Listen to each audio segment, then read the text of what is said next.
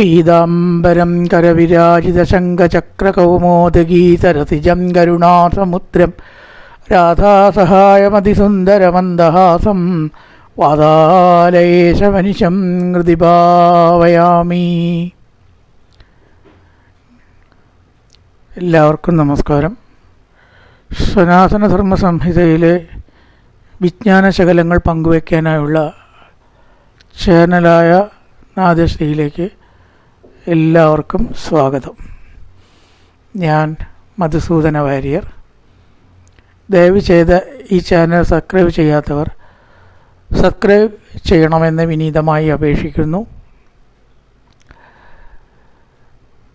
കഴിഞ്ഞ ഭാഗത്ത് നമ്മൾ കണ്ട ഭാഗം അർജുനൻ്റെ ഔചിത്യം കാണിക്കാൻ വേണ്ടിയിട്ട് അശ്വത്ഥാമാവ് പാഞ്ചാലിയുടെ കുട്ടികളെ കൊന്നു. അതുകൊണ്ട് അശ്വത്ഥാമാവിനെ കൊല്ലണം, ദുഷ്ടനാണ് എന്ന് ഭീമൻ, കൊല്ലരുത് എന്ന് പാഞ്ചാലി, മറ്റൊരമ്മ മാറത്തടിക്കുന്നത് കാണാൻ വയ്യ. അപ്പോൾ രണ്ടു കൂട്ടരെ തൃപ്തിപ്പെടുത്തത്തക്ക വിധത്തിൽ അർജുനൻ എന്ത് ചെയ്തു? ചെയ്ത തെറ്റിന് ശിക്ഷ കൊടുക്കാൻ വേണ്ടി ഒരു ഭാഗം മുണ്ഡനം ചെയ്ത് ശിരോരത്നം അപഹരിച്ച് അശ്വത്ഥാമാവിനെ അപമാനിച്ച് ഒരു തരത്തിൽ വധത്തിനേക്കാൾ വലിയ ശിക്ഷ കൊടുക്കുകയും ചെയ്തു. ജീവഹാനി വരുത്തിയതുമില്ല എന്നാണ് പറഞ്ഞത്. അപ്പം എന്താണ് ഇതിൽ നമ്മൾ ഉൾക്കൊള്ളേണ്ടത്? ഔചിത്യം വേണ്ട വിധം പ്രയോഗിച്ചാൽ മാത്രമേ മഹാഭാരതം മനസ്സിലാക്കാൻ പറ്റൂ. ഭാഗവതം ഭക്തി കൊണ്ടും മഹാഭാരതം യുക്തി കൊണ്ടും ആണ് ഉൾക്കൊള്ളേണ്ടത് എന്ന് പണ്ട് പറയാറുണ്ട്. ഈ യുക്തിചിന്ത എല്ലാവർക്കും ഒരുപോലെ ഉണ്ടാവില്ല. ഭക്തി എല്ലാവർക്കും അനായാസേന കിട്ടുന്ന ഒരു കാര്യമാണ്. അതുകൊണ്ട് ഭക്തിയാണ് യുക്തിയേക്കാൾ അല്ലെങ്കിൽ ജ്ഞാനത്തിനേക്കാൾ ധർമ്മമാർഗത്തേക്കാൾ നമുക്ക് ഉപകാരപ്പെടുക എന്ന ആ ഒരു കാഴ്ചപ്പാടിലാണ് ഭാഗവതം മുന്നോട്ട് കൊണ്ടുപോകുന്നത് വേദവ്യാസ മഹർഷി. ചില സമയത്ത് ധർമാധർമ്മ ചിന്തകളൊന്നും നമുക്ക് പ്രയോജനപ്പെടുകയില്ല. ചില സമയത്ത് അങ്ങനെയാണ്. അവിടെ ഉറക്ക വിളിക്കുക, ഏതെങ്കിലും തരത്തിൽ ഭഗവാൻ രക്ഷകനായിട്ട് വരിക. ചിലപ്പോൾ ആപത്തിന് രക്ഷകനായിട്ടാവും, ചിലപ്പോൾ വിശപ്പിന് മരുന്ന് ഭക്ഷണമായിട്ടാവാം, ചിലപ്പോൾ രോഗത്തിന് മരുന്നായിട്ടാവാം. അങ്ങനെയുള്ള ഭഗവത് കടാക്ഷത്തിനായിക്കൊണ്ട് കേണ് അത് നേടുക. അല്ലാതെ മറ്റൊരു മാർഗം ധർമ്മമോ യുക്തിയോ ഒന്നും നമുക്ക് ഉപയോഗത്തിൽ വരില്ല എന്ന കാഴ്ചപ്പാടാണ് ഭാഗവതത്തിൽ ഭക്തിക്ക് പ്രാധാന്യം കൊടുക്കാൻ കാരണം. നല്ല രോഗി എന്ത് ചെയ്യാനാണ്? രോഗി എങ്ങനെ ധ്യാനിക്കും? രോഗി എങ്ങനെ യുക്തിചിന്ത ചെയ്യും? ഒരു രോഗിക്ക് ഇതൊന്നും ചെയ്യാൻ കഴിയില്ല. കിടന്നിട്ട് നാരായണ നാരായണ നാരായണ ചോദിക്കാൻ കഴിയും അല്ലേ? അപ്പോൾ ആ ഭക്തി കൊണ്ട് ഭഗവത് പ്രസാദം ഉണ്ടാവും. ഈ ഒരു കാഴ്ചപ്പാടാണ് ശ്രീമദ് ഭാഗവതത്തിനുള്ളത്. ഒന്നിനും പറ്റാത്ത ചില സന്ദർഭങ്ങളിൽ ഭക്തി അല്ലാതെ നമുക്ക് മാർഗമില്ല ഭഗവാനെ പ്രാപിക്കാൻ. അപ്പം അത്തരത്തിലൊരു സന്ദർഭമാണ് അടുത്ത അധ്യായത്തിൽ കൊണ്ടുവരുന്നത്. ഏതാത്? ഗർഭിണിയായിരിക്കുന്ന ഉത്തരയുടെ നേരെ അശ്വത്ഥാമാവ് ബ്രഹ്മാസ്ത്രം പ്രയോഗിച്ച സന്ദർഭം. ഭാരതയുദ്ധം കഴിഞ്ഞ് എല്ലാവർക്കും വേണ്ടതായ സാമ്പ്രദായിക ക്രിയകൾ, മരണാനന്തര ക്രിയകളെല്ലാം ചെയ്തു. അങ്ങനെ കാലത്തിൻ്റെ ഭൂതേഷു കാലസ്യ ഗതിം 101 മക്കളുണ്ടായിട്ട്, ദുശലടക്കം 101 മക്കളുണ്ടായിട്ട് എല്ലാ മക്കളും മരിക്കേണ്ട ഒരവസ്ഥ, മരിച്ചു കാണേണ്ട ഒരവസ്ഥയല്ലേ ഗാന്ധാരിക്ക് വന്നത്.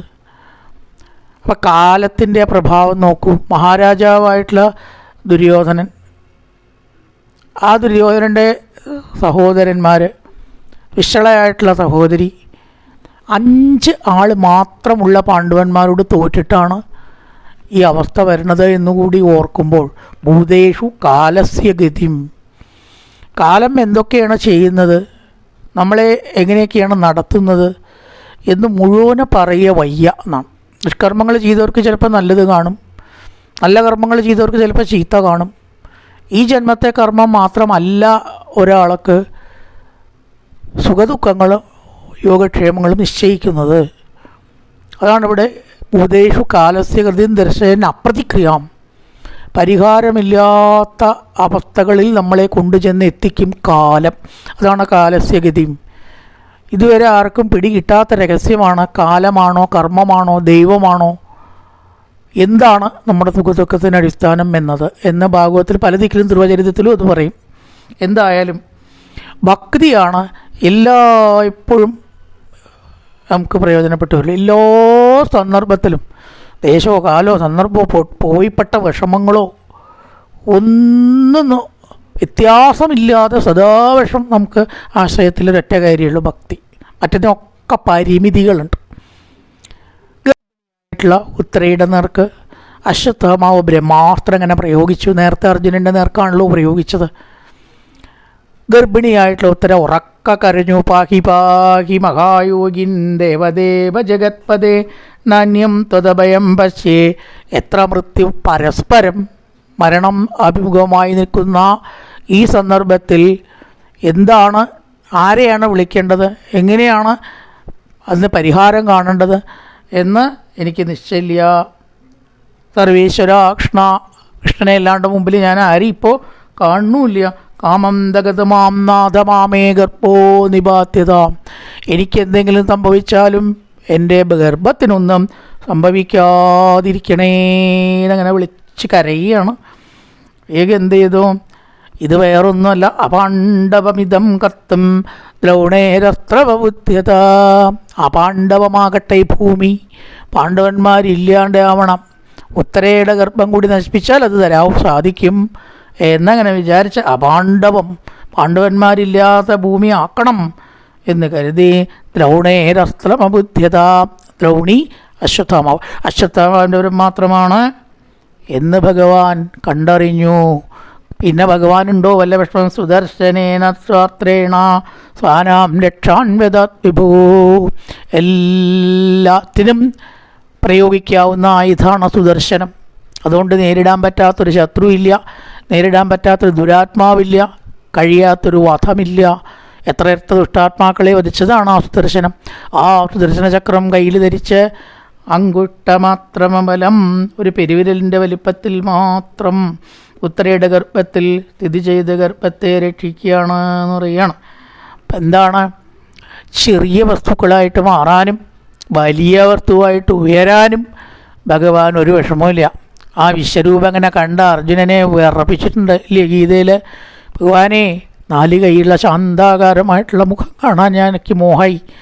ഇത്ര വലിയ രൂപമൊന്നും ഉൾക്കൊള്ളാൻ എൻ്റെ ഈ ചെറിയ തലയ്ക്ക് കഴിവില്ലേ ഈശ്വര എന്നങ്ങനെ വിചാരിച്ചാൽ അപ്പോൾ വലിയ രൂപമാണ്, 14 ലോകം ഇല്ലേ. അതേ സമയത്ത് ഉണ്ണീഷനായിട്ട് കളിക്കുമ്പോഴോ വളരെ ചെറിയ രൂപം, ഇനിയും ചെറുതാവണമെങ്കിൽ ഭഗവാന് സഹായിക്കും ഇല്ലേ. അങ്ങനെയുള്ള ഭഗവാൻ അണുർ ബൃഹത് കൃശസ്ഥൂലനാണ്. അണുവാണ്, ബൃഹത്താണ്, കൃഷനാണ്, സ്ഥൂലനാണ്. ഇവിടെ പെരുവിരലിൻ്റെ വലിപ്പം മാത്രം ധരിച്ച് ഉത്തരയുടെ ഗർഭത്തിൽ ആ ഉണ്ണിയെ രക്ഷിച്ചതാണ് അഭിമന്യുവായത്. തുടർന്ന് അഭിമന്യുപുത്രനായിട്ട് പരീക്ഷിത്ത് അപാണ്ഡവമാക്കാനായിക്കൊണ്ട് കഴിഞ്ഞില്ല അശ്വത്ഥമാവിന്. അങ്ങനെ ഇരിക്കുമ്പോൾ അവതാര കാര്യങ്ങളൊക്കെ നിർവഹിച്ച് ദ്വാരകയിലേക്ക് പോകുന്നതായിട്ടുള്ള കൃഷ്ണനെ കുന്തിദേവി ഒന്നങ്ങനെ സ്തുതിക്കുകയാണ്. അത് പ്രധാനപ്പെട്ടൊരു ഭാഗമാണ് ഭാഗവത്തിൽ. ഭാരതമൊക്കെ ഈ ആദ്യഘട്ടത്തിൽ കൊണ്ടുവരാൻ തന്നെ കാരണം പരീക്ഷത്തിന് സുഖമേഷിയും കൂടി ഘടിപ്പിക്കണം, നല്ല ഭാഗവതോപദേശം ഉണ്ടാവുള്ളൂ. അതിനായിക്കൊണ്ടായിരിക്കാം കുറച്ച് ഭാരതം വെച്ചതെന്നാവാം. ഇനി അതുമല്ല വെച്ചാലോ ഭക്തിയുടെ പ്രാധാന്യം കുന്തി കൂടെ കാണിക്കാനാവാം. അതുമല്ലെങ്കിലോ ഭാരതത്തിലത്തെ ധർമ്മചിന്ത മുഴുവൻ നമ്മുടെ പ്രശ്നത്തിന് പരിഹാരമല്ല എന്ന് കാണിക്കാനാവാം. എന്തോ ആവട്ടെ, ആ കുന്തി ദേവി തനിക്കും തൻ്റെ മക്കൾക്കും ഭഗവാൻ ചെയ്തു കൊടുത്തതായിട്ടുള്ള ഉപകാരത്തെ സ്മരിച്ചുകൊണ്ടാണ് സ്തുതിക്കുന്നത്. നമസ്തേ പുരുഷം ത്വാത്യം ഈശ്വരം പ്രകൃതേ പരം അലക്ഷ്യം സർവഭൂതാനാം അന്തർബഹിരവസ്ഥിതം. എല്ലാ ജീവജാലങ്ങളുടെയും ഉള്ളിലും പുറത്തും വസിക്കുന്നതായിട്ടുള്ള കൃഷ്ണ സർവേശ്വര അന്തര്യാമിയായിട്ടുള്ള ഭഗവാനെ അങ്ങയെ ഞാനിതാ നമസ്കരിക്കുന്നു. തൻ്റെ സഹോദരപുത്രനാണ്. ആ പുത്രനെ ഇപ്പം എന്തായിട്ട് കണ്ടു? അനുഭവങ്ങൾ തെളിയിച്ചു. കേവലം സഹോദരപുത്രനല്ല, പിന്നെയോ പുരുഷം, എല്ലാ ശരീരത്തിലും വസിക്കുന്നവൻ, ആദ്യം ഉണ്ടായവൻ, പിന്നെയോ മായയ്ക്കപ്പുറത്ത് നിൽക്കുന്നതായിട്ടുള്ള ഈശ്വരം പ്രകൃതിപരം. അങ്ങനെയുള്ള അങ്ങ് ആർക്കത്ര വേഗമൊന്നും കാണാൻ പറ്റില്ല എന്ന് പറയുകയാണ്. പെട്ടെന്ന് ഈശ്വരനെ കണ്ടു ഇപ്പോൾ ലോകത്തിൽ അങ്ങനെ ചെയ്യുമ്പോൾ ഇപ്പോൾ വല്ല കുഴപ്പമുണ്ടാവും, ഇപ്പം ഉണ്ടാവണം വല്ല കുഴപ്പമുണ്ടാവുമോ ലോകത്തിൽ? അങ്ങനെ കാണില്ലയോ എന്ന് പറയണം. വളരെ ദുർലഭമെന്നാണ് അലക്ഷ്യം കാണാൻ പറ്റാത്തത്. സർവഭൂതങ്ങളിലും ഉണ്ടായിട്ടും കാണുന്നില്ല. എല്ലാത്തരം അത്ഭുതമല്ലേ? ആലോചിച്ചു, എല്ലാ ദിക്കിലും ഉള്ളൊരു വസ്തുവിനെ കാണാതിരിക്കുമോ? അനുഭവിക്കുകയെങ്കിലും ചെയ്യും അല്ലേ? വായു എല്ലാ ദിക്കിലും ഉണ്ട്. നമുക്ക് കാണാൻ പറ്റില്ലെങ്കിലും ഓരോ നിമിഷവും വായുവിൻ്റെ സാന്നിധ്യം നമ്മൾ അനുഭവിക്കുന്നുണ്ട്. ഈശ്വര സാന്നിധ്യം അനുഭവിക്കുന്നുണ്ടെങ്കിലും ചില ആൾക്കാർക്ക് അത് അനുഭവപ്പെടണില്ല, ചില ആൾക്കാർ അത് അറിയണില്ല. ഇങ്ങനെ അനുഭവിച്ചുകൊണ്ടിരിക്കുന്ന ഒരു വസ്തുവിനെ അറിയാണ്ടിരിക്കാൻ എന്താ കാരണം? മായാജവനികാച്ചന്നമജ്ഞാതോക്ഷജമവ്യയം. മായ എന്ന് പറഞ്ഞിട്ട് ഒരു തിരശീല ഭഗവാൻ തെറ്റിച്ച് തന്നെ മറച്ചിരിക്കുന്നു. രാമായണത്തിൽ പലതിനും എന്തിനാണ് ഇത് എന്ന് വേദാന്തികൾക്ക് പോലും അറിയാത്തതാണല്ലോ. എന്തിനപ്പം ഈ തന്നെ താൻ മറയ്ക്കണം? ഉത്തരമില്ലാത്ത ചോദ്യങ്ങളുണ്ട് വായ്പയത്തിൽ കുറേ. അക്കൂട്ടത്തിൽപ്പെട്ടൊരു ചോദ്യമാണ് എന്തിനാ ചോദിച്ചാൽ അറിയില്ല. ഒരു കാര്യം ഉറപ്പാണ്, തഥാ പരമഹംസാനാം മുനീനാം അഫലാത്മനാം ഭക്തിയോഗവിധാനാർത്ഥം കഥം പശ്യേമഹി സ്ത്രീയാ. ഭക്തിയോഗത്തിൽ കൂടിയിട്ടും ഉയർന്ന മാർഗത്തിൽ കൂടിയിട്ടും അമലാത്മാക്കളായിരിക്കുന്ന പരമഹംസന്മാർക്ക് പോലും അങ്ങേ അറിയാൻ കഴിയണില്ല. എന്നിട്ട് വേണ്ടേ ഒരു സ്ത്രീ ആയിരിക്കുന്ന ഞാൻ എന്ന് പറയുകയാണ്. കുന്തിദേവി അത്ര അറിയപ്പെടാൻ കഴിയാത്തതായിട്ടുള്ള ഭഗവാനെ പിന്നെ എന്തിനാ വെറുതെ ചിന്തിക്കാൻ നിൽക്കണം എന്നാണെങ്കിൽ അങ്ങനെയല്ല. എല്ലാവർക്കും മനസ്സിലാവാനും എല്ലാവർക്കും പ്രാപിക്കാനും പറ്റിയൊരു മാർഗമുണ്ട് കേട്ടോ. അതെന്താ? അത് കൃഷ്ണായ വാസുദേവായ ദേവകീ നന്ദനായ ച നന്ദഗോപകുമാരായ ഗോവിന്ദായ നമോ നമ. നമ പങ്കജനാഭായ നമ പങ്കജമാലിനേ നമ പങ്കജനേത്രായ നമസ്തേ പങ്കജാംഗ്രേ. കൃഷ്ണായ നമ, വാസുദേവായ നമ, ദേവകീ നന്ദനായ നമ, നന്ദഗോപകുമാരായ നമ, പങ്കജനാഭായ നമ, പങ്കജമാലിനേ നമ എന്ന് തുടങ്ങി ശിവായ നാരായണാൻ അച്യുതാനും അനന്താനും അമൃതാനും ഗോവിന്ദാന ഗോപാലായ നമ. 3ാം ക്ലാസ് പഠിക്കുന്ന കുട്ടിക്കും ചെല്ലാൻ പറ്റപ്പത് ഇല്ലേ? അങ്ങനെ ചെല്ലിയാലും ഭഗവാനെ അറിയത്തില്ല. നാണൃതുവായ പെണ്ണിനും ഇരപ്പനും ദാഹകനും വേണ്ട, അങ്ങനെ പറയാൻ തുടങ്ങിയാൽ സമയം പാലിക്കാൻ പറ്റില്ല. അപ്പോൾ ഏതൊരാൾക്കും ശുദ്ധാശുദ്ധങ്ങൾ നോക്കാണ്ട് ചെറിയ ആളാവട്ടെ വലിയ ആളാവട്ടെ അറിയാൻ കഴിയുന്ന മാർഗമാണ് നാമജപം, ഭക്തിയോഗം മുതലായിട്ടുള്ളതൊക്കെ. അല്ലയോ സർവേശ്വര? എല്ലാ ശ്ലോകവും പറയുന്നില്ല കേട്ടോ. എൻ്റെ കുട്ടികളെ വീണ്ടും വീണ്ടും അപകടത്തിൽ നിന്ന് രക്ഷിച്ചതായിട്ടുള്ള അങ്ങയോട് ഏത് വാക്കാണ് നന്ദി പറയാൻ വേണ്ടിയിട്ട് ഞാൻ ഉപയോഗിക്കുക? വിഷം കൊടുത്ത് ദുര്യോധനനെ കൊല്ലാൻ ശ്രമിച്ചു, ഭീമനെ കൊല്ലാൻ ശ്രമിച്ചു ദുര്യോധനൻ. വിഷവും കഴിച്ച് നേരെ വെള്ളത്തിലേക്ക് താണു. അവിടെ നാഗലോകത്തിലെത്തി. നാഗങ്ങളൊക്കെ ഭീമനെ ഉപദ്രവിക്കാൻ തുടങ്ങിയപ്പോൾ ഭീമൻ അവരെയൊക്കെ ഉപദ്രവിച്ചു. നാഗരസം കൊടുത്ത് ഇത് ഭഗവാന്റെ ആളാണെന്ന് കണ്ടതായിട്ടുള്ളവർ ഭീമനെ കൂടുതൽ ശക്തനാക്കി തീർക്കുക ചെയ്തത്. ഇങ്ങനെ ആക്കി തീർത്തതിൻ്റെ ഉള്ളിൽ പ്രവർത്തിച്ച ശക്തി ആരാ? കൃഷ്ണനാണ്. അല്ലാണ്ട് പണ്ടൊക്കെ നടക്കണു. അങ്ങനെ കൃഷ്ണ ആ വെള്ളത്തിൽ താണ് വിഷം കഴിച്ചതിൻ്റെ ഉണ്ണിയായിട്ടുള്ള ഭീമനെ അങ്ങല്ലേ രക്ഷിച്ചത്. അസത്സഭായ യാതൊരുവിധ മാനദണ്ഡങ്ങളും നോക്കാണ്ട് ആ സ്ത്രീ സൽസ്വഭാവിയായിട്ടുള്ള പാഞ്ചാലിയെ, ഒരു തെറ്റും ചെയ്തിട്ടില്ല പാഞ്ചാലി, ആ സ്ത്രീയെ സദസ്സിൽ വെച്ച് വാർത്ത അഴിച്ച് അപമാനിച്ചു ദുഷ്ടനായ ദുശാസനൻ. ആ സമയത്ത് അനന്തമായിരിക്കുന്ന ചേലമാല നൽകിക്കൊണ്ട് പാഞ്ചാലിയെ രക്ഷിച്ചതും കൃഷ്ണ അവിടുന്നാണ്. മൃദേ അനേകമകാരതാസ്ത്രവും അനവധി യുദ്ധതന്ത്രങ്ങൾ ഉപയോഗിച്ച് ചില വ്യാജങ്ങളും കൂടി പ്രവർത്തിച്ചിട്ടും എൻ്റെ കുട്ടികളെ കൃഷ്ണൻ രക്ഷിച്ചു.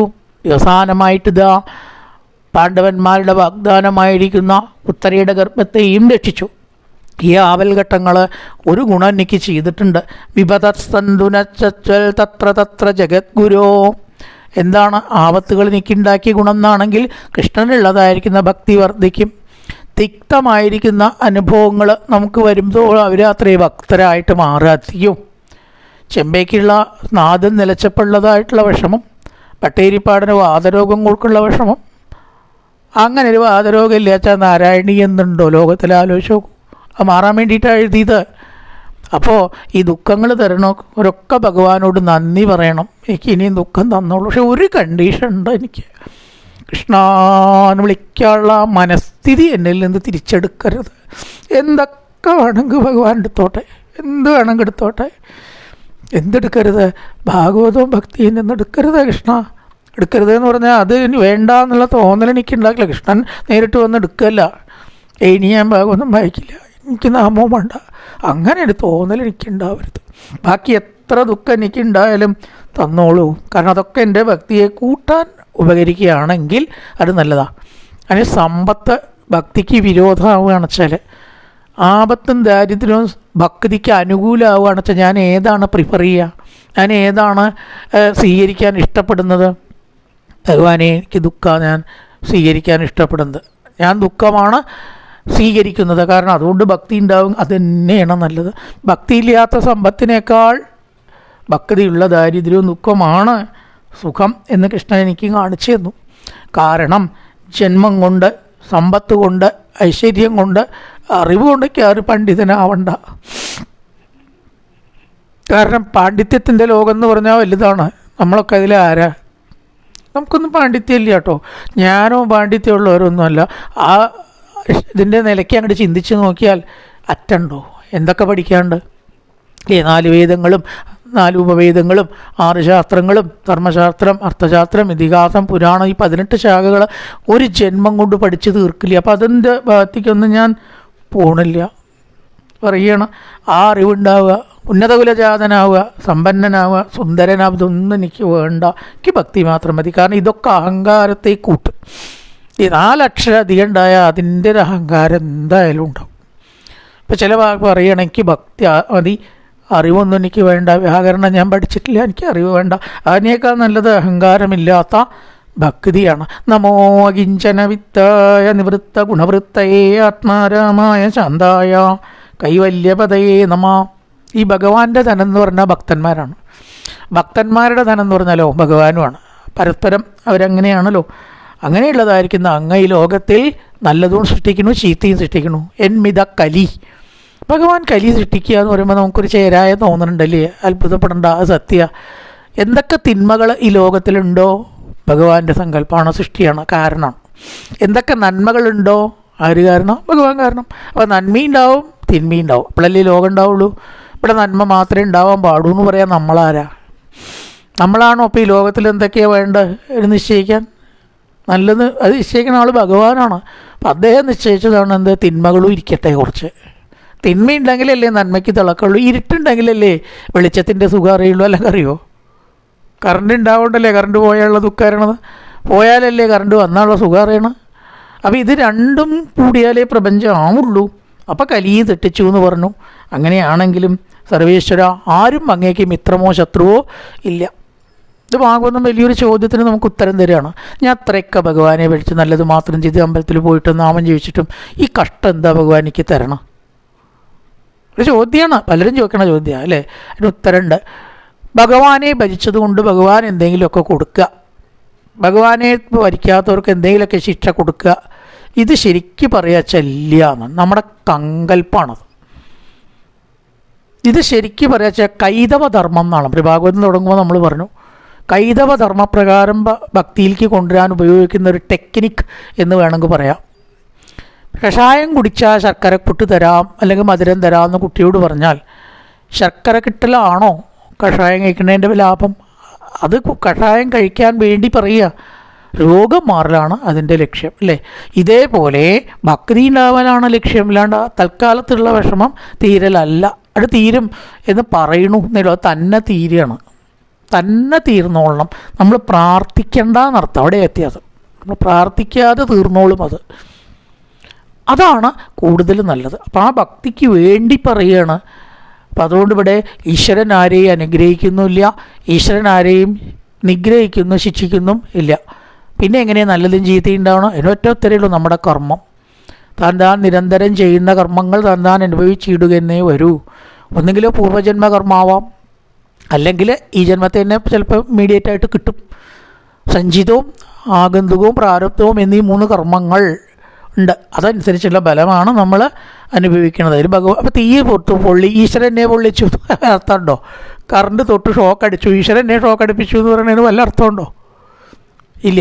ഉപ്പ് തിന്നു, ഭഗവാൻ ദാഹിപ്പിച്ചു എന്ന് പറയുന്നതിന് അർത്ഥമുണ്ടോ? നമ്മൾ തന്നെയാണ് ഉപ്പ് തിന്നത്, നമ്മൾ തന്നെയാണ് വെള്ളം കുടിച്ചത്. അപ്പം നമ്മുടെ എല്ലാ പ്രവൃത്തികൾക്കും കാരണം നമ്മളാണ്. അല്ലാണ്ട് ഈശ്വരന് മിത്രമായിട്ട് അയ്യോ ഈശ്വരന് നല്ല പക്ഷഭേദ ചിലർ പറഞ്ഞു കിട്ടുന്നത്, ഈ ഗുരുവായൂരപ്പനെ പോലെ പക്ഷഭേദമുള്ള ഒരാൾ വേറെ ഇല്ല കേട്ടോ. എന്തൊക്കെ ഐശ്വര്യങ്ങളാണ് ചിലർക്ക് കൊടുക്കണം. അങ്ങനെ ഇല്ല. നമ്മുടെ കർമ്മങ്ങളാണ് നമുക്ക് സുഖദുഃഖങ്ങളെ ഉണ്ടാക്കി തീർക്കുന്നത്. അതുകൊണ്ട് തന്നെ യസ്യ കശ്ചിൽ ദൈതോസ്തി കർക്കിജിൽ ദേഷ്യശ്ച, ദേഷ്യനും ഇല്ല, അതുപോലെ തന്നെ ദൈതനും ഇല്ല, സുഹൃത്തും ഇല്ല, മിത്രവും ഇല്ല, സർവേശ്വര. ഇങ്ങനെയാണെങ്കിലും അങ്ങയുടെ ലീലകൾ കണ്ടാൽ ചിലപ്പോൾ അങ്ങനെ തോന്നും. ലീലകൾ കണ്ടാൽ ചിലപ്പോൾ ഹിരണ്യാക്ഷനെ വധിച്ചില്ലേ, ഹിരണ്യകശിപുവിനെ വധിച്ചില്ലേ, രാവണനെ വധിച്ചില്ലേ, ഗോപികളെ അനുഗ്രഹിച്ചില്ലേ, അക്രൂരനെ അനുഗ്രഹിച്ചില്ലേ, നിഗ്രഹാനുഗ്രഹങ്ങളൊക്കെ ലീലകൾ നോക്കിയാൽ കാണാം. തക്കൊരു മായ കൊണ്ട് നമുക്ക് തോന്നിക്കുന്നു എന്നല്ലാണ്ട് സത്യത്തിൽ ഈശ്വരൻ അതിലില്ല. സപ്തമസ്കന്ധത്തിൽ ചോദ്യമുണ്ട്, ഭഗവാൻ എല്ലാവരോടും ഒരുപോലെ സമപ്രിയനല്ലേ, സുഹൃത്തായിട്ടുള്ള ആളല്ലേ ബ്രഹ്മൻ? വിളിച്ചിട്ട് ചോദിക്കുകയാണ്, അവനായ ബ്രഹ്മൻ അങ്ങനെയല്ലേ? അങ്ങനെ തന്നെയാണ്.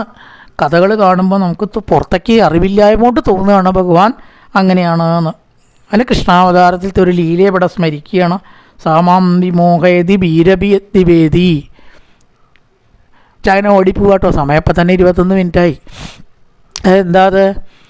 ചെറിയ കുട്ടിയാവുന്ന സമയത്ത് കൃഷ്ണനെ മടിയിലൊക്കെ വെച്ച് യശോദ അങ്ങനെ തൈര് കടഞ്ഞും കൊണ്ടിരിക്കുമ്പോൾ തിളച്ച് പോണ പാല് വാങ്ങി വയ്ക്കാൻ സച്ചിദാനന്ദ ബ്രഹ്മത്തിനെ എടുത്തിട്ട് നേരത്തേക്കാണ്ട് വെച്ചു.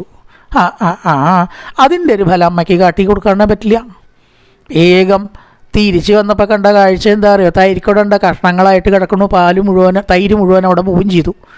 കുറച്ച് പാലിന് വേണ്ടി പോയിട്ടുള്ള അമ്മയ്ക്ക് എത്ര വലിയ എന്തിനാ ഉപേക്ഷിക്കണം? സച്ചിദാനന്ദ ബ്രഹ്മത്തിനെ ഉപേക്ഷിക്കണം. ഒരു കാലം തൈര് മുഴുവൻ ഭഗവാൻ നഷ്ടപ്പെടുത്തി. അങ്ങനെ തന്നെ ഉപേക്ഷിച്ച് വിഷയങ്ങളുടെ പിന്നാലെ പോകുന്നവർക്ക് ഊക്കൻ നഷ്ടമാണ് ഉണ്ടാവുക, വലിയ നഷ്ടമാണ് ഉണ്ടാവുക. വേഗം അന്വേഷിച്ച് ഉരലിൻ്റെ മുകളിലിരിക്കുന്ന കൃഷ്ണനെ കാണുന്നു, 2 കൈയും കൂട്ടിപ്പിടിച്ച് വടി ഓങ്ങണു. ആ സമയത്തുള്ള ഭഗവാന്റെ ഒരു മോഹമാണ്. ദശാശ്രുകലിലാഞ്ജന സംഭ്രമാക്ഷം, അഞ്ജന എഴുതി കൊടുത്തിട്ടുണ്ട്, മഷി എഴുതി, ഇതൊക്കെ ഇങ്ങോട്ട് ഒഴുകി പരന്ന് മഞ്ഞപ്പട്ട് കൂടെ ഇങ്ങോട്ട് ആയി, കളറ് മാറി, മഞ്ഞപ്പട്ടിലൊക്കെ കറുത്ത നീല വരകൾ. ആ ഒരു ഭാവം കണ്ടാൽ ഏതൊരാൾക്കാണ് ഭഗവാനെ അങ്ങ് പേടിച്ചിട്ടില്ല എന്ന് തോന്നുക. ശരിക്കും പറയുകയാണെന്ന് വെച്ചാൽ എല്ലാ ഭയവും ഇല്ലാണ്ടേവാൻ നാരായണ കവചം ജയിച്ചോളൂ, വിഷ്ണു സഹസ്രനാമം ചൊല്ലിക്കോളൂ, എല്ലാ ഭയവും ഇല്ലാണ്ടേക്കണ ഭഗവാൻ ഒരമ്മയുടെ വടിയെ പേടിച്ചു എന്ന് പറഞ്ഞാൽ അതിൽ വല്ല സത്യമുണ്ടോ? പക്ഷെ കാണുന്നവർക്ക് അതൊന്നും അല്ലാട്ടോ തോന്നുക. കരഞ്ഞിരിക്കണു, കണ്ണിൽ വെള്ളം വന്ന്, ഗ്ലിസറിനൊന്നും ഒഴിക്കേണ്ടി വന്നില്ലേ ഭഗവാൻ? നമുക്കല്ലേ ഗ്ലിസറിനൊക്കെ ഒഴിക്കേണ്ടി വന്നുള്ളൂ. അങ്ങനെയുള്ളതായിട്ടുള്ള ഭാവങ്ങൾ, അങ്ങനെയുള്ളതായിരിക്കുന്ന അവതാര ലീലകൾ കാണുമ്പോൾ നമുക്കൊക്കെ തോന്നുന്ന ഇടയ്ക്ക് ഭഗവാന് ചില ഭാവഭേദങ്ങൾ. പക്ഷേ ഇതെല്ലാം അഭിനയം മാത്രമാണ്. എന്തിനു വേണ്ടിയിട്ട്? ചിലർ പറയുന്നുണ്ട് എന്ത് ധർമ്മപുത്രരുടെ ഭാഗ്യമാണ്, നല്ല ആൾക്കാർക്ക് സ്തുതിക്കാൻ വേണ്ടിയിട്ടാണ് അവതാരം അല്ലേ? ചില ആൾക്കാർ പറയണു വസുദേവരുടെ ഭാഗ്യം, ചില ആൾക്കാർ പറയണു ദേവകിയുടെ ഭാഗ്യം, ചില ആൾക്കാർ പറയണു ഭൂമിഭാരത്തെ തീർക്കാനാണ്, ചില ആൾക്കാർ പറയണമല്ലോ ഈശ്വരൻ്റെ കഥകൾ പാടി നടക്കാനുള്ള ഭാഗ്യം ഭക്തന്മാർക്ക് കൊടുക്കാനോ അവതാരം. അത് കേട്ടാൽ തന്നെ ശരി തോന്നും. അതൊക്കെ ഇല്ലച്ചപ്പോൾ നമുക്കിങ്ങനെ പാടി ആനന്ദിക്കാനോ കുറച്ച് വിഷമങ്ങളിൽ നിന്ന് മാറി നിൽക്കാനോ പറ്റുമോ? അപ്പോൾ ആ കഥകൾ ഉണ്ടാവണം. കഥകൾ ഉണ്ടാവണമെങ്കിൽ അവതാരല്യങ്ങൾ ഉണ്ടാവണം. അതൊന്നും എനിക്ക് അറിയാത്ത വിഷയമാണ്. എന്തിനാണ് ഭഗവാന്റെ അവതാരം എന്ന് ചോദിച്ചാൽ കൈമലത്തല്ലാണ്ട് നിവൃത്തിയില്ല ഭഗവാനെ. വലിയ വിഷയങ്ങളാണ്. പക്ഷെ ഒരു കാര്യം എനിക്കറിയാം എന്ന് പറയണം. ശൃണ്വന്തി ഗായന്തി ഗിണന്ത്യഭീഷ്ണചസ്മരന്തി നന്ദന്തി തവേഹിതം ജന തയേവ പശ്യന്ത ചിരേണ താവകം ഭവത്പ്രവാഹോ പരമം പദം ഭുജം. ഇവിടെ ഏതൊരാൾ ഭഗവാന്റെ കഥകൾ പാടി നടക്കണോ, ബാക്കി എന്തിനേക്കാളും അതിനെ കാര്യമായി വിചാരിച്ച് എല്ലാറ്റിൽ നിന്നും വിട്ട് നിന്ന് കൃഷ്ണാന്ന് വിളിച്ച് ഭഗവത് പാദപത്മത്തെ ചിന്തിച്ച് നടക്കുന്നുവോ ശുഗനാരദാധിപൽ, ശുഗനെ പോലെ നാരദനെ പോലെ ഭഗവത് കഥയിൽ അങ്ങനെ ലയിച്ച് അല്ലേ ഒരു വീണയും കിട്ടിയ അദ്ദേഹത്തിൻ്റെ കാര്യം വേറെ യാതൊന്നും വേണ്ട. ബാക്കിയുള്ളതൊക്കെ ഭഗവാൻ അതാത് സമയത്ത് കൊണ്ടേ കൊടുത്തോളും. അങ്ങനെയുള്ളവരും ഇവിടെ ജീവിച്ചിട്ടുണ്ട് അല്ലേ? ഇത്ര ബാങ്ക് ഡെപ്പോസിറ്റ് സമ്പാദിച്ച് വെക്കണം, ഇത്ര മാസം കരുതി വെക്കണം, ഇത്ര സർട്ടിഫിക്കറ്റ് വാങ്ങി വെക്കണം, ഇന്ദിരാവികാസ പത്രയാക്കി വെക്കണം എന്നൊന്നും വിചാരിക്കാത്തവരും ഇവിടെ ജീവിച്ചിട്ടുണ്ട്. ഒരു പൈസ കടലില്ലാണ്ട് ജീവിച്ചിട്ടുണ്ട്. അതിലൊരു ഉദാഹരണ ശുഗൻ, ഒരു ഉദാഹരണ നാരദൻ, ശുഗനാരദാധിപൻ. അപ്പോൾ ഇവരെയൊക്കെ ആരാണ് രക്ഷിക്കണത്? ശൃണ്വന്തി ഗായന്തി, എപ്പോഴും ഈശ്വര കഥകൾ പറഞ്ഞ് മറ്റൊരു ചിന്ത മനസ്സിലില്ലാതെ അതിനെ സ്മരിക്കുന്നവർ, ആ കഥകളെ പുകഴ്ത്തി പാടുന്നവർ പ്രപഞ്ചത്തിൽ നിന്ന് രക്ഷപ്പെടുന്നു. അതെനിക്കറിയാം. വേറെ ആരും എനിക്കറിയില്ല ഭഗവാനെ. ഞാനൊരജ്ഞയാണ് എന്ന് പറയുകയാണ് കുന്തിദേവി. അതുകൊണ്ട് സർവേശ്വര അങ്ങില്ല വെച്ചാൽ ഞാനും എൻ്റെ മക്കളും ഇന്ന് ആരാണ്? ഒന്നുമല്ലാതായിട്ടുണ്ടാവും ഇല്ലേ? ദുര്യോധനൻ ചെന്നിട്ട് സൈന്യത്തിനെ വേണമെന്ന് പറഞ്ഞു, അർജുനൻ ചെന്നിട്ടോ ഭഗവാനെ അങ്ങ് മതി എന്ന് പറഞ്ഞ ഒറ്റ കാര്യം കൊണ്ട് തന്നെ പാണ്ഡവർ ബാക്കിയായി, പാണ്ഡവർ വിജയിച്ചു. ഓരോരോ യുദ്ധത്തിൽ നാമാവശേഷമായി. സർവേശ്വര, ഞങ്ങളാരാവും? അങ്ങില്ലെങ്കിൽ ഞങ്ങൾ വട്ടപൂജ്യയാവും ഇല്ലേ? അതുകൊണ്ട് അങ്ങ് തന്നെയാണ് ഞങ്ങളുടെ ധനം എന്ന് പറയാണ്. നീ പറയാണ്, ഇമേ ജനപദാ പൊക്കൗഷധി വീരുത വനാത്തിനോ ഖേദം ദേ തവ വീക്ഷിതൈ. അങ്ങ് ഇവിടുന്നാട് പോയാൽ ആ വൃന്ദാവനത്തിൻ്റെ സ്ഥിതി എന്താവും? അങ്ങയുടെ കരസ്പർശം, അങ്ങയുടെ പാദസ്പർശം ഇതുകൊണ്ട് ധന്യമായ പുളകാങ്കിതയായിരിക്കുന്ന ചെടികളും ഭൂമിയും ഒക്കെ ഇനി ശ്മശാന തുല്യത്തിലേക്കല്ലേ പോവുക? അതുകൊണ്ട് അങ്ങ് പോവുകയാണെന്ന് വെച്ചാൽ ഒരു കാര്യം ചെയ്യണം, വല്ലാതെ ദുഃഖം ഉണ്ടാകാൻ വേണ്ടി ആ സ്നേഹപാശമിമം ചിന്തി ദൃഢം പാണ്ഡുഷു വൃഷ്ണിഷു. സ്നേഹമാകുന്ന പാശം കൊണ്ട് കെട്ടി വരിഞ്ഞ് ദുഃഖിപ്പിക്കരുതേ എന്ന് പറയുകയാണ്. ആ ഒരു പാശാണ് എടുത്തു കളഞ്ഞാൽ പിന്നെ പിരിയലോ ചേർച്ചയോ ആ വ്യത്യാസങ്ങൾ മനസ്സിനുണ്ടാവില്ല. സ്നേഹമാകുന്ന പാശത്തിൽ കെട്ടി വരിഞ്ഞ് എന്നെ അല്ലെങ്കിൽ ഞങ്ങളെ ദുഃഖിപ്പിക്കരുതേ എന്ന് പറയുകയാണ്. പിന്നെ എന്ത് തരാൻ പറയുകയാണ്? തൊയ്മേ അനന്യ വിഷയാം മതിർ മധുപതേ രതിമുദ്ഗതാദ ഗംഗൈവോഹമുദന്നതി. ഗംഗാനദിയിൽ വേനൽക്കാലത്ത് മഞ്ഞുരുകിയിട്ട് വെള്ളം ഉണ്ടാവും, മഴക്കാലത്തോ മഴ പെയ്തിട്ടും വെള്ളം ഉണ്ടാവും. അപ്പോൾ എപ്പോഴും വെള്ളത്തിൻ്റെ സാന്നിധ്യമുള്ളതാണ് ഗംഗാനദി. അതുപോലെ സുഖത്തിലും ദുഃഖത്തിലും വിപരീത സാഹചര്യത്തിലും അനുകൂല സാഹചര്യത്തിലും കൃഷ്ണഭക്തി സദാ എന്നിലുണ്ടാവണം. യാത്ര പറയുമ്പോൾ പോട്ടേയും ചോദിച്ചാൽ ഒന്നെങ്കിലോ പോകണം പൊക്കോളൂ എന്ന് പറയാം, അല്ലെങ്കിൽ പോകരുത്. ഇത് രണ്ടും പറയരുത് എന്ന് സുഭാഷിതത്തിൽ പറയുക. പൊക്കോളൂ എന്ന് പറഞ്ഞാൽ താൻ പോയിട്ട് വേണം ഇവിടെ സുഖമായിരിക്കാം, തന്നെ ഇഷ്ടമല്ല എന്ന് വരും. പോകണ്ട എന്ന് പറഞ്ഞാൽ പോകാൻ പുറപ്പെട്ട് പരുതേ കൊണ്ട് വിലക്കാൻ പാടുമോ? അതും പാടില്ല. ഇഷ്ടം പോലെ ആയിക്കോളൂ എന്ന് പറഞ്ഞാലോ അതിലൊരു ദുസ്സൂചനയുണ്ട്. തൻ്റെ കാര്യം എന്നോട് ചോദിക്കണം, താൻ എൻ്റെ ആരാ? തൻ്റെ ഇഷ്ടം പോലെ ആയിക്കോളൂ, ഞാനല്ലല്ലോ ഇപ്പോൾ അതൊക്കെ പറയാൻ. അതിലൊരു സുഖല്യായി ഉണ്ട്. ഇഷ്ടം പോലെ ആയിക്കോളൂ. ഇപ്പോൾ എന്ത് പറയാ, ഓർമ്മയുണ്ടാവണം. അപ്പോൾ കുന്തി ദേവി ഇവിടെ ഭഗവാനായതുകൊണ്ട് എന്ത് ചെയ്തു? കുന്തിയെ ഓർക്കാൻ പറഞ്ഞില്ല. കുന്തിയെ ഓർത്തിട്ട് കൃഷ്ണൻ എന്ത് കിട്ടാനാ? പക്ഷെ തിരിച്ചെന്ന് പറഞ്ഞു, കൃഷ്ണനെ ഓർക്കാൻ എനിക്ക് സാധിക്കണേ. ഒരു വ്യത്യാസമുണ്ട്. എന്നെ ഓർമ്മയുണ്ടാവണം എന്നാണ് നമ്മൾ പറയുക, യാത്രാമംഗൾ ഓർമ്മയുണ്ടാവണം കേട്ടോ, ഓർമ്മയുണ്ടാവുക. പക്ഷെ ഇവിടെ അങ്ങനെയല്ല പറഞ്ഞത്, കൃഷ്ണ എന്നെ കൃഷ്ണനൊന്ന് ഓർക്കണം കേട്ടോ എന്ന് പോയാലും കൃഷ്ണൻ പോയാലും കൃഷ്ണനെ ഓർക്കാൻ എനിക്ക് സാധിക്കണം. അല്ലാണ്ട് എന്നെ കൃഷ്ണൻ ഓർക്കണം എന്നല്ല, കൃഷ്ണനെ ഓർക്കാൻ എനിക്ക് സാധിക്കണം. ഗംഗാജലം പോലെ ഇടതടവില്ലാത്തതായിരിക്കുന്ന ഭക്തി കൃഷ്ണനിൽ സദാ ഉണ്ടാവണേ എന്ന് പ്രാർത്ഥിക്കുക. ശ്രീകൃഷ്ണ കൃഷ്ണതക വൃഷഭാപനി ദൃക്രാജന്യവംശതകന നീ അനപവർഗവീര്യ. പലരും അത് അപവർഗവീര്യ എന്നാണ് വായിക്കുക. അത് അങ്ങനെയല്ല, അനപവർഗവീര്യ ഗോവിന്ദ ഗോത്തിജസുരാർത്തികരാവതാര യോഗേശ്വരാഖില ഗുരോ ഭഗവൻ നമസ്തേ. പ്രഥമസ്കന്ധം 8-ാമത്തെ അധ്യായം 43-ാമത്തെ ശ്ലോകം. അതിൽ അനപവർഗവീര്യ എന്ന് തന്നെ വായിക്കണം. അപവർഗം എന്നല്ല, അവിടെ അനപവർഗമാണ്. അതിൻ്റെ അർത്ഥം എന്താ? ക്ഷയിക്കാത്ത വീര്യമുള്ളവൻ എന്നാണ്. ശരിക്കും അപവർഗം എന്ന് പറഞ്ഞാൽ മോക്ഷമാണ്. അത് ഇവിടെ ഒരു അർത്ഥമാണ് വരില്ല. സംസ്കൃതത്തിലൊക്കെ സന്ദർഭത്തിനനുസരിച്ചിട്ടാണ് അർത്ഥം. അപവർഗം മോക്ഷമാണ്. പക്ഷേ അനപവർഗം എന്ന് പറഞ്ഞാൽ അതിൻ്റെ വിപരീത അങ്ങനെയല്ല അർത്ഥം വരിക. ക്ഷയിക്കാത്ത വീര്യമുള്ളതായ ഭഗവാനെ. ഇവിടെ കൃഷ്ണൻ എന്നുള്ള വാക്കിന് അർജുനൻ എന്നർത്ഥം. കൃഷ്ണൻ്റെ സഖാവായിരിക്കുന്ന അർജുനൻ്റെ സഖാവായിരിക്കുന്ന കൃഷ്ണസഖനാണ് കൃഷ്ണൻ. കൃഷ്ണസഖൻ എന്ന് പറഞ്ഞാൽ അർജുനൻ.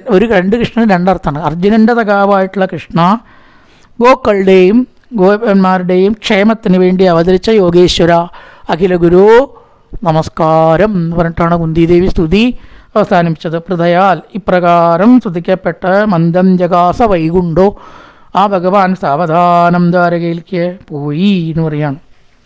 അവിടെ ഭഗവാനെ എല്ലാവരും സ്വീകരിച്ചു. വളരെ കാലമായിട്ട് വരാത്തതായിരിക്കുന്ന ഭഗവാൻ വന്നപ്പോൾ അവിടെ എല്ലാം സന്തോഷം കളിയാടി. തുടർന്ന് ധർമ്മപുത്രയ്ക്കൊരു സംശയം.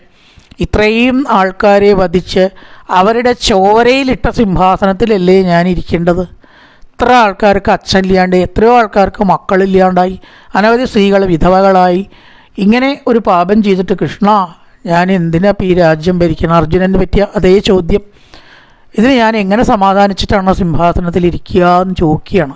അതിനുള്ള ഉത്തരമായിട്ടാണ് ഭഗവാൻ തുടർന്നുള്ള അധ്യായത്തിൽ മറുപടി പറഞ്ഞു കൊടുക്കുന്നത്. ഭീഷ്മരെ കൊണ്ടാണ് മറുപടി പറയുന്നത്. തുടർന്ന് ഭീഷ്മസ്ഥിതി മുതലായിട്ടുള്ള ഭാഗങ്ങളാണ് അത് മറ്റൊരു ഭാഗത്തിൽ നമുക്ക് നോക്കാം. കായേന വാചാ മനസേന്ദ്രിയർവാ ബുദ്ധ്യാത്മനാ വാ പ്രകൃതി സ്വഭാവാൻ കരോതി യദ്യത് സകലം പരസ്മൈ നാരായണായേതി സമർപ്പയാമി. ഓം പൂർണ്ണമദ പൂർണ്ണമിദം പൂർണ്ണാൽ പൂർണ്ണമുദച്യതേ പൂർണ്ണസ്യ പൂർണ്ണമാദായ പൂർണ്ണമേവാവശിഷ്യതേ. ഓം ശാന്തി ശാന്തി ശാന്തി. എല്ലാവർക്കും നമസ്കാരം.